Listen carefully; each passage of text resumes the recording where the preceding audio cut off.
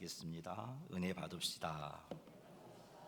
하나님의 은혜가 우리 가운데 충만하게 되기를 주님의 이름으로 축복합니다. 2500년 전에 포로지에서 돌아온 그 유다 사람들, 예루살렘에 모여든 유다 사람들이 아주 기쁜 마음으로 성전을 건축하기를 시작했습니다. 그런데 대적들의 방해로 성전 건축이 멈추어집니다. 아주 기쁘게 큰 소망을 가지고 야심차게 성전의 기초석을 놓았지만 16년이라는 시간이 지난 이래로 보니까 그곳에는 웅장한 성전 기둥이 있는 것이 아니라 무성한 잡초만 가득한 성전 기초만 남아있는 상태였습니다. 여기저기 굴러다니는 돌무더기 위로는 을씨년스럽게 바람만 불고 있습니다. 1년, 2년 멈춘 게 아니라 공사가 멈추어진 지 무려 16년이라는 시간이 흘렀습니다. 16년 동안 이 성전 틀을 바라보고 있는 유다 백성들의 마음은 어떠했을까요? 빨리 지어야 되는데, 이런 생각으로 처음에는 안타까웠습니다. 우리 대적들 때문에 성전 건축을 못하구나, 어떻게 하지? 이런 안타까운 마음이 있었는데, 그런데 대적들의 방해가 너무 거세고 또 먹고 살아야 되는 현실들이 너무나 팍팍했기 때문에 시간이 흐르는 가운데 그 안타까운 마음들은 체념으로, 그럴듯한 변명으로 변질되고 말았습니다. 아직은 성전을 지을 때가 아니야. 지금은 하나님의 때가 아니야. 하나님이 원하시지 않으셔. 내 코가 석잔데 성전 건축은 무슨 건축이야? 내가 어느 정도 기반이 잡히고 우리 유다 민족이 예루살렘에서 어느 정도 좀 경제적으로 좀 넉넉해지면 그때가 성전을 건축할 때지, 지금은 아니야. 이렇게 이런저런 변명으로 성전 건축을 체념한 채 지나고 있습니다. 이렇게 16년이 흐르는 동안 성전 터에만 잡초만 무성하게 자란 것이 아니었습니다. 유다 백성들 마음 속에도, 유다 백성들의 신앙의 양심 위에도 패배감이라는 거친 잡초가 빽빽히 뒤덮었던 것입니다. 기도는 멈추었습니다. 하나님의 역사에 대한 기대하는 마음도 사라져 버렸습니다. 마음은 차갑게 식어져 버렸습니다. 그런데 사랑하는 성도 여러분, 이런 이스라엘 백성들의 모습 속에서 여러분의 모습은 보이지 않으시는지요? 우리에게도 이스라엘이 잃어버렸던 16년과 같은 그런 시간들이 있지는 않으신지요? 어떤 분들에게는 그것이 오래된 질병일 수도 있습니다. 처음에는 하나님 고쳐주세요 하고 소망 가지고 간절히 기도했지만 병세가 깊어지고 길어지면서 기도에 무릎이 꺾인 분들도 여기 계실 겁니다. 어떤 분들에게는 반복되는 실패가 어쩌면 그들에게 마치 유다 백성들의 멈춰버린 성전 터와 같은 것일 수도 있을 것입니다.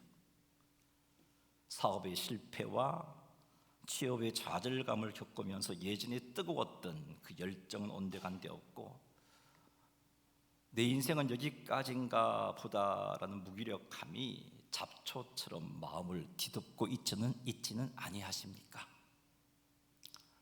또 어떤 분들은 가정의 갈등이나 사랑하는 이의 상실로 인해서 예배의 감격도 말씀의 은혜도 멈춰버린 채 그렇게 시간을 보내고 있는 분들도 있습니다. 상처가 너무 깊었어. 슬픔이 너무 컸어.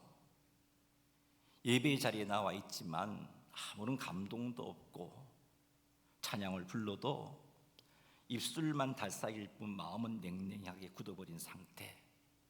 이것이 바로 영적 침체라고 하는 것입니다. 사랑하는 여러분, 상황이 좀 풀리면, 몸이 좀 나아지면 다시 시작해야지 하고 미뤄뒀지만 그 미뤄둠이 계속되고 있는 것은 여러분에게 없으신지요? 이런 우리의 상태가 오늘 본문에 나타난 이스라엘의 상태와 똑같은 것입니다. 좀 더 정확하게 표현해 본다면 포로지에서 돌아온 유다 백성들의 상태, 성전 건축이 멈춰져서 16년 동안 잡초만무성한 성전틀을 바라보고 있는 유다 백성들의 상태와 똑같은 겁니다. 자, 그런데 오늘 본문을 보면 아주 놀라운 장면이 보입니다. 16년 동안 꼼짝도 하지 않았던 이들이 갑자기 자리를 틀고 일어납니다. 환경은 변함이 없는데 그대로였습니다.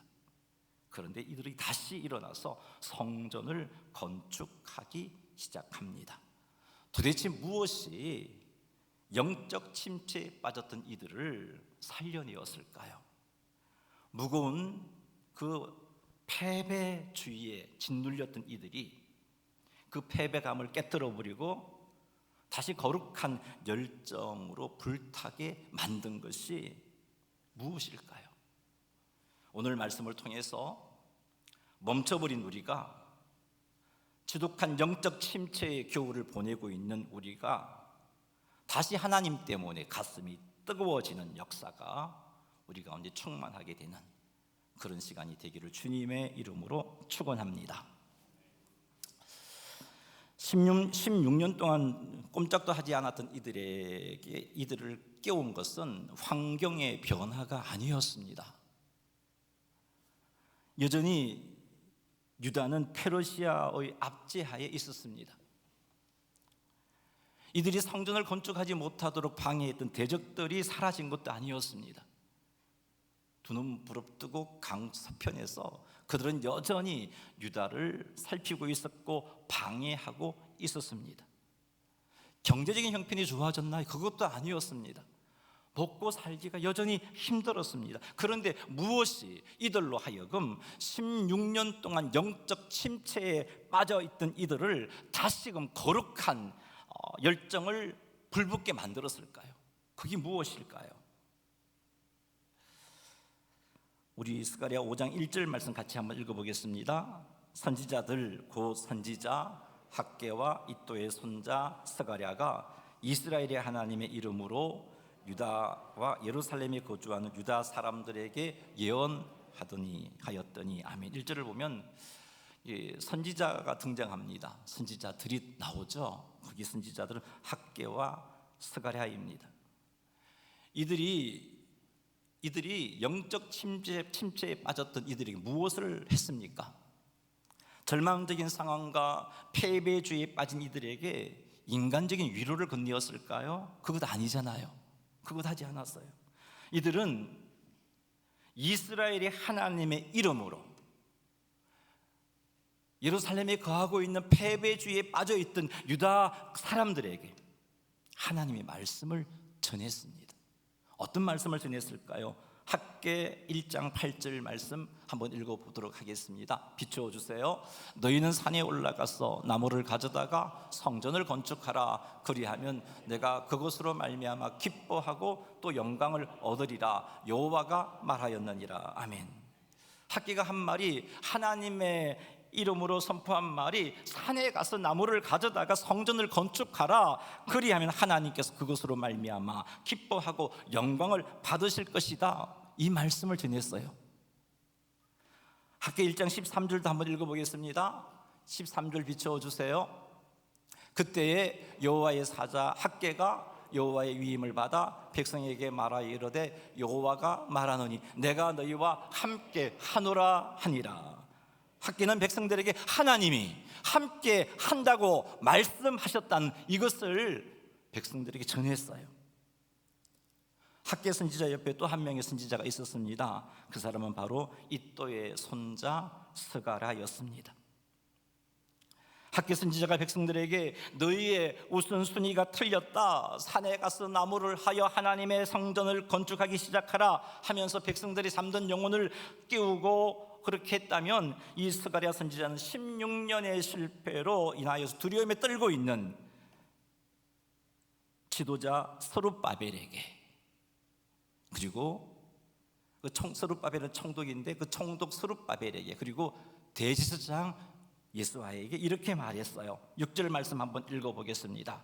그가 내게 대답하여 이르되 여호와께서 스룹바벨에게 하신 말씀이 이러하니라. 만군의 여호와께서 말씀하시되 이는 힘으로 되지 아니하며 능력으로 되지 아니하고 오직 나의 영으로 되느니라. 스가랴가 한 말은 스룹바벨이여 두려워하지 마십시오. 당신이 지난 16년 동안 실패한 이유는 당신의 힘과 당신의 능력으로 하려 했기 때문입니다. 하지만 이제는 다릅니다. 이 성전 건축은 힘으로 되는 것도 아니고 능력으로 되는 것도 아니고 오직 하나님의 영, 성령의 능력으로 완성되는 것입니다. 이 말씀을 전했습니다. 학개 선지자와 스가랴 선지자에게 전해준 하나님의 말씀, 이 말씀을 들었던 유다의 총독 스룹바벨과 대제사장 예수아는 어떻게 행동했을까요? 오늘 보면 2절을 한번 읽어보겠습니다. 이에 스알디엘의 아들 스룹바벨과 요사닥의 아들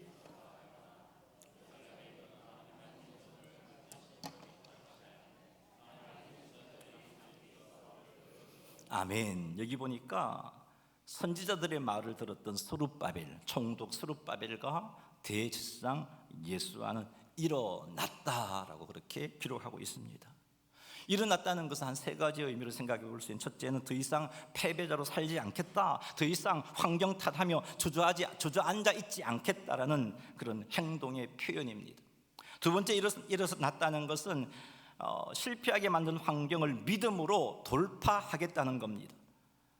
강 건너편 유다 대적 총독 닷드네가 여전히 존재하고 있지만 예루살렘 성전을 건축하는 것을 방해하는 세력들이 여전히 존재하고 있지만 하나님의 말씀을 받았던 스룹바벨과 예수아는 죽으면 죽으리라는 각오로 하나님의 말씀을 붙잡고 그 믿음으로 돌파하는 행동이 바로 일어났다는 겁니다. 세 번째 의미는 즉각적인 순종의 표현입니다. 전에는 생각만 했습니다. 언젠가는 성전을 건축해야지, 성전 건축을 마음으로 포기하진 않았어요. 해야지 하는 마음이 있었어요. 하지만 생각에 머물러 있었습니다. 그러니까 아무런 역사도 일어나지 않았죠. 하지만 선지자 학개와 선지자 스가랴가 전한 말씀을 듣고서 이제는 더 이상 지체하지 않았습니다. 즉시 말씀에 순종했습니다. 일어났다는 것은 그 순종의 표현을 통해서 성전 건축을 시작했다는 겁니다. 이것이 바로 하나님의 말씀의 능력입니다.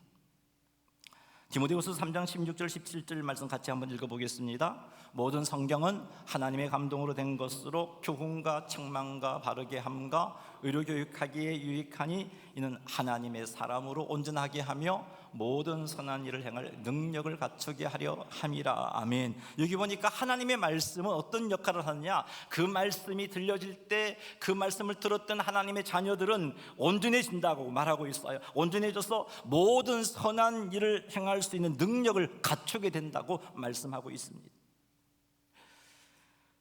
죽은 것 같은 나무에 물이 오르게 하는 것은 따뜻한 봄바람입니다. 마찬가지로 죽은 것 같은 우리 영혼을 소성케 하는 것은 오직 하나님의 말씀 밖에는 없습니다. 내 의지가 약해서 못 일어나는 것 아니에요, 여러분. 왜 우리가 못 일어나는가? 내 영혼의 말씀의 불이 꺼져버렸기 때문인 것입니다. 사랑하는 성도 여러분, 다시 시작하기 위해서 여러분은 무엇을 기다리고 계십니까? 하나님을 향한 첫사랑을 회복하기 위해서 여러분은 무엇을 기다리고 계십니까?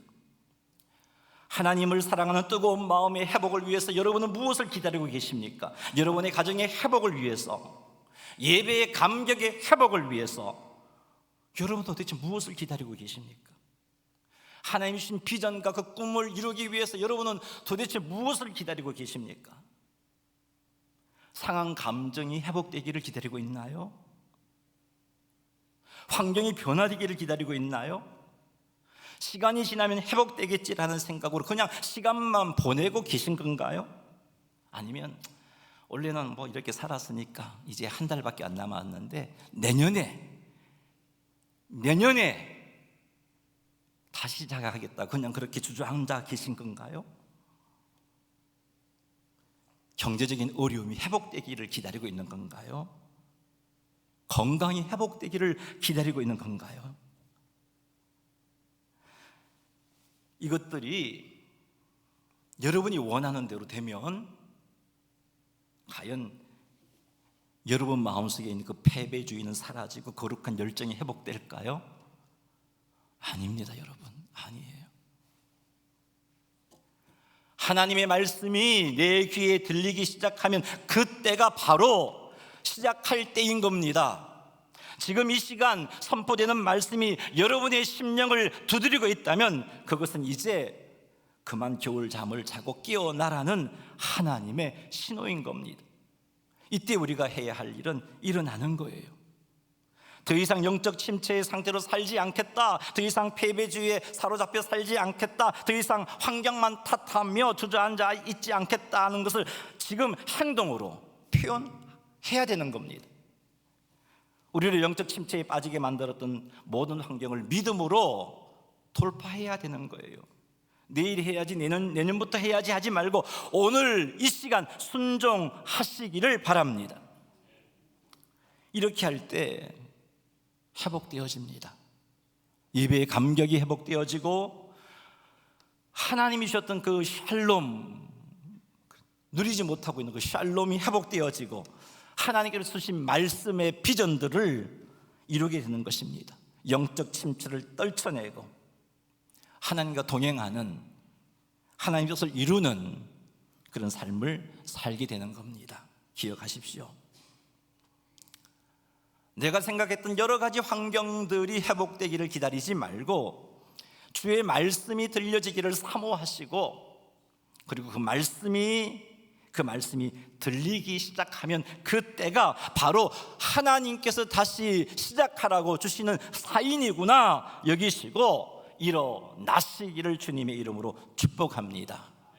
말씀이 여러분의 심령을 두드리고 있다면 그것이 이제 그만 겨울잠에서 깨어나라는 하나님의 신호인 줄 알고 일어나시는 우리 모두가 되기를 주님의 이름으로 축원합니다. 자, 그런데 우리의 영적인 상태가 말씀이 들리지 않는 상태라면 어떻게 해야 할까요? 들리지 않는데요. 들으면 반응하게 되고, 들리면 그것이 나를 변화시키게 되고, 들리면 거룩한 열정을 회복시켜 주신다고 말씀하고 있는데, 아니 목사님 안 들려요. 말씀이 들리면, 말씀이 내 마음의 문을 두드리고 있다면 그것이 하나님의 신호인 줄 알고 나 일어나겠는데 말씀이 들리지 않아요. 아니 말씀을 읽을 힘조차 없어요. 이런 내 상태가 이런데 어떻게 하란 말입니까? 사랑하는 여러분, 우리가 구원함을 받은 것은 우리가 하나님을 찾았기 때문이 아니잖아요. 하나님이 우리를 찾아오셨기 때문이잖아요. 그렇죠? 본문이 나온 이스라엘 백성들의 모습도 한번 보십시오. 그들은 16년 동안 성전 건축을 멈추고 패배주의에 짓눌려서 살아가고 있었습니다. 이들이 하나님 앞에 선지자를 보내주셔서 우리를 회복시켜 주십시오 기도했나요? 아니, 기도할 힘도 없었어요. 그들은 말씀을 찾을 힘조차 없었어요. 그때 하나님께서 일방적으로 학개와 스가랴 선지자를 보내신 것 아닌가요? 내가 말씀을 펴지 못해도 하나님 관건적으로 누군가를 통해서 혹은 상황을 통해서 말씀해 주시는 분이십니다. 사랑하는 여러분, 말씀이 들리지 않습니까? 말씀을 읽을 힘조차 없으신가요? 절망하지 마십시오. 괜찮아요. 이스라엘도 그랬잖아요. 오늘 본문이 나오는 유다 백성도 그렇잖아요. 중요한 건 내가 말씀을 붙잡느냐가 아니라 정말 중요한 건 하나님이 나를 놓지 않고 계시다는 겁니다. 하나님께서는 결코 우리를 버리지 않겠다고, 떠나지 않겠다고 약속해 주셨잖아요. 우리 마태복음 28장 20절 한번 읽어보겠습니다. 내가 너희에게 분부한 모든 것을 가르쳐 지키게 하라. 볼지어다 내가 세상 끝날까지 너희와 항상 함께 있으리라 하시니라. 떠나지 않겠다고, 세상 끝날까지 너희와 항상 함께 있겠다고 약속해 주셨잖아요. 또 한 군데 찾아볼게요. 히브리서 13장 5절 말씀 읽겠습니다. 돈을 사랑하지 말고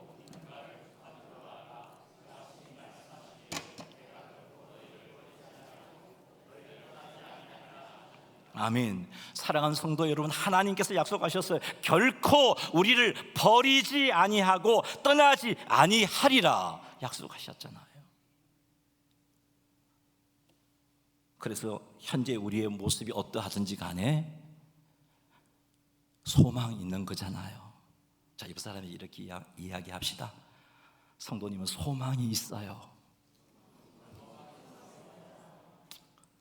하나님께서 우리와 함께 하고 계시기 때문에 소망이 있습니다. 말씀이 들리지 않아도 하나님이 우리와 함께 하고 계시기 때문에, 내가 성경을 펼칠 힘이 없어도 하나님이 함께 하시기 때문에 소망이 있습니다. 우리와 함께 하시면 반드시 하나님께서 우리로 하여금 말씀해 주시고 그 말씀을 들리게 하십니다. 그리고 이로 인해서 회복시켜 주십니다. 이것을 소망하면서 말씀이 들리지 않을 때, 성경을 읽을 힘조차 없을 때 이렇게 해보시기 바랍니다. 말씀의 자리에 몸만이라도 두시기 바랍니다. 안 들린다고 이 자리에 안 오면 안 돼요. 말씀이 귀에 들어오지 않아도 좋습니다. 억지로 집중하려고 애쓰지 않아도 좋습니다. 그냥 그저 예배의 자리에만 앉아 있으시기 바랍니다. 하나님이 우리를 버리지 않고 계시기 때문에. 콩나무 시루에 물을 부으면 다 빠져나가는 것 같지만 콩나물 자라잖아요. 아닌가요? 자라나잖아요. 자랍니다. 여러분 기억하세요. 버티기도 믿음입니다. 버티는 것도 믿음이에요.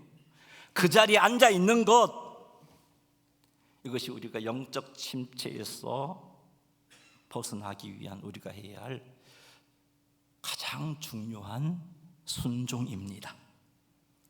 그리고는 그냥 계셔요. 말씀의 자리에 계십시오. 그리고 이렇게 한번 기도해 보십시오. 아니 목사님, 제가 기도 안 나온다고 말씀드렸잖아요. 그래요. 기도가 안 나오면 하나님 앞에서 탄식이라도 하십시오. 하나님, 나 힘들어요. 하나님, 나 힘들어요. 하나님의 말씀이 안 들려요. 내 상황이 너무 힘든데 말씀도 들리지 않고 힘들어요. 그냥 이렇게, 이게 탄식인데 하십시오. 다윗이 영적 침체에 빠졌을 때 이렇게 탄식했어요. 어찌하여 나를 버리셨나이까? 하나님, 어찌하여 나를 버리셨나이까? 이렇게라도 탄식하십시오. 하나님의 말씀이 들리지 않을 때, 하나님, 말씀이 들리지 않아요라고 고백하는 것, 이게 바로 기도의 시작입니다. 그러니 하나님 앞에서 탄식하시기 바랍니다. 그리고 이렇게 하십시오. 여러분 귀에 말씀이 들리지 않는다면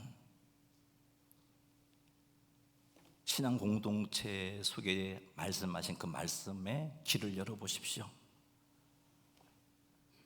내게 말씀이 안 들릴 때 옆 사람에게 들린 말씀이 나를 살릴 수 있습니다. 학개 선지자의 말이 스룹바벨과 예수와에게 들렸고, 예수와와 스룹바벨을 통해서 하나님께 주신 말씀을 백성들에게 이야기합니다. 하나님께 나에게 이런 말씀을 해주셨어요 라는 말씀을 백성에게 들려주었을 때 그 백성들이 일어났잖아요. 백성들은 들을 수 없었지만 스룹바벨과 예수와가 들었던 그 말씀을 통해서 하나님이 어떻게 말씀하시는지 듣고는 일어났잖아요. 그러니 믿음의 지체들에게 나를 위해서 기도해달라고 부탁하시고, 그리고 오늘 말씀을 하나도 안 들린다면 물어보세요. 오늘 어떤 말씀을 들으셨어요? 오늘 예배 시간을 통해서 하나님께서 무슨 말씀을 하셨나요? 한번 물어보십시오. 이렇게 할 때 우리를 사랑하시고 우리를 회복시키시기를 원하시고 우리를 세우시기를 원하시는 하나님께서 반드시 우리를 세우십니다. 우리에게는 회복되고 세워질 힘이 없지만 하나님에게는 못하실 일이 없잖아요. 하나님이 하십니다. 사랑하는 성도 여러분, 지금도 하나님의 말씀이 들리지 않고 있는 여러분의 마음을 하나님은 아십니다. 하나님은 아셔요. 기도할 힘조차 없고 다시 시작할 용기도 사라진 그 자리에 하나님은 먼저 오십니다. 이스라엘 백성들이 학개와 스가랴 선지자들에게 요청해서 하나님의 말씀을 받고 거룩하게 되고 회복된 것 아니잖아요. 그들은 그럴 힘도 없었습니다. 그러나 하나님은 그들을 먼저 찾아가셨습니다. 그리고 말씀하셨습니다. 내가 너와 함께 한단다. 이는 힘으로 되지 않고 능력으로 되지 않고 오직 나의 영으로 되는 것이란다. 사랑하는 성도 여러분, 우리가 일어설 수 있는 힘이 우리에게서 나오는 것 아닙니다. 하나님이 우리를 일으켜 세우십니다. 하나님의 말씀이 들리기 시작하면 내 영혼에 다시 봄이 오는 것입니다. 죽은 것 같은 가지에도 물이 오르고 말랐던 뿌리에도 생명이 차오른 같이 우리도 주의 말씀이 들리기 시작할 때 그런 역사가 일어납니다. 이렇게 해서 하나님은 우리를 다시 살리십니다. 지금은 아무런 감정이 없어도 괜찮습니다. 기도가 아닌 탄식밖에 나오지 않아도 괜찮습니다. 말씀이 귀에 들리지 않아도 괜찮습니다. 그저 예배의 자리, 말씀의 자리, 기도의 자리, 공동체의 자리에 몸만이라도 두시기 바랍니다. 하나님은 이 작은 순종을 통해서 일하십니다. 우리가 한 걸음 다가가기 전에 하나님은 100걸음 앞서 다가오시는 분이십니다. 기억하시기 바랍니다. 우리가 다시 일어날 수 있는 이유는 우리가 잘났어가 아니라 하나님이 포기하지 않으시기 때문입니다. 우리가 다시 시작할 수 있는 이유는 우리가 강해서가 아니라 하나님이 우리를 세우시기 때문입니다. 하나님이 우리를 세우십니다. 하나님이 여러분을 다시 세우십니다. 하나님이 당신에게 다시 말씀하십니다. 그러니 사랑하는 성도 여러분, 예배의 자리 포기하지 마십시오. 항상 예배의 자리에 참여하시기 바랍니다. 그때 하나님의 말씀이 들린다면 다시 일어나시기 바랍니다. 그리고 믿으시기 바랍니다. 지금 이 순간도 하나님이 여러분을 세우시고 계십니다. 하나님이 세우십니다. 이 말씀을 여러분 마음에 꼭 새기시고 지금 다시 일어서는 은혜가 우리에게 임하게 되기를 주님의 이름으로 축원합니다. 우리 한번 구호를 외치겠습니다. 구호 비춰 주십시오. 세 번 같이